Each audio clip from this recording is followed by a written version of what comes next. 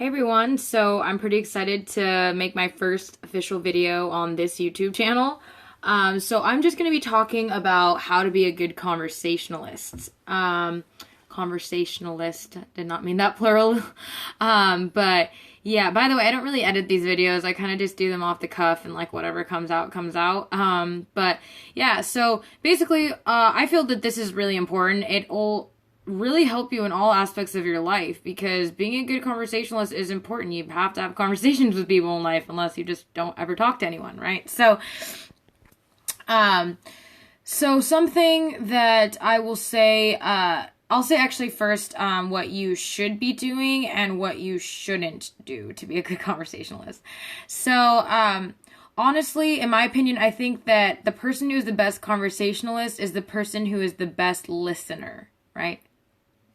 Did you hear that? Best conversationalist is the best listener. It's the person who listens the best. And what do I mean by that? So, people like to talk about themselves, right? And I know that we also, like individually like to talk about ourselves. So conversations a lot of the time end up turning into this whole like, well, when do I get my say on what I want to say, right? Like I'm waiting for the moment that I can speak about myself. And so a lot of the times people will end up doing things like interrupting others. That's a big no-no if you want to be a good conversationalist. Don't interrupt people. Like if someone is telling you a story, just like let them finish and then say what you were going to say, right? Because it makes a difference. I know like when someone cuts me off, like it's very apparent, right? And like I won't say anything, but I'm just like, so yeah, just try not to cut people off. You really want to let people say what they want to say and honestly be genuinely interested. That's what makes a good conversationalist, is being genuinely interested in the person and what they have to say, what they're about. To be honest, like I wasn't always the best conversationalist, and as I started to really be genuinely interested in people, I started learning things about people that I just found to be so fascinating. Like there's so many fascinating people in this world. Like just if you take the time to get to know someone, you'll realize like how cool some people's lives are and like the things that they're doing, and you just would never know if you didn't ask the right questions. So I think that being a good conversationalist also means you really have to be interested in people. You have to be a good listener. Don't cut people off. And it also comes down to asking the right questions, right? So when you're asking questions, you really want to focus on how, where, why, when, and who, right? You want the questions to be open-ended. You don't want them to be like, do you, or are you, or anything that starts with do or are or anything like that. You want to avoid that because essentially what you do is you kind of like pigeonhole in someone into a response, right? So let's say for instance, I was studying abroad in Korea, and before I went, a lot of people kept asking me like, "Oh, are you excited to go?" Right?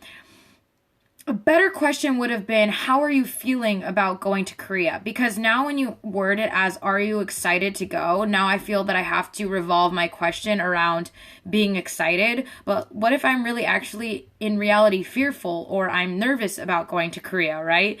So when you say, how are you feeling? It gives me more room to say and express how I really feel versus being like, yeah, I'm excited, but like, I'm also kind of scared, right? Then I feel like, oh, I'm not answering this question the way that they expect me to answer it, right?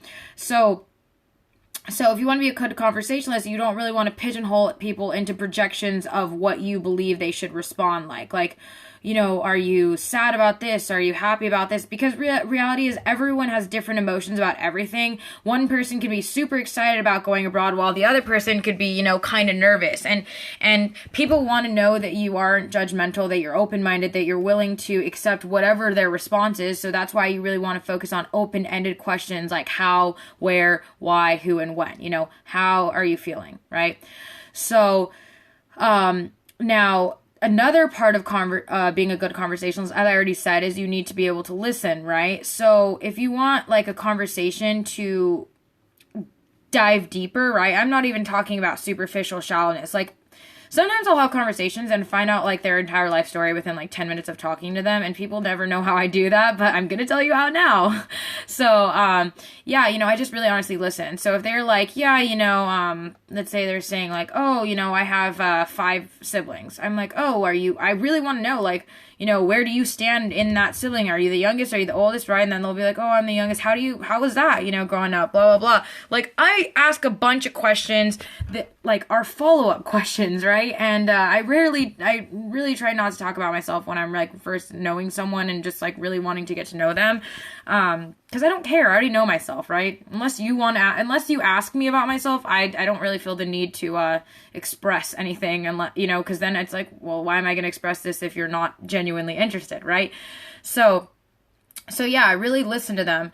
And just to give you like a really basic conversation on or an example on how a conversation can go from one thing to the next.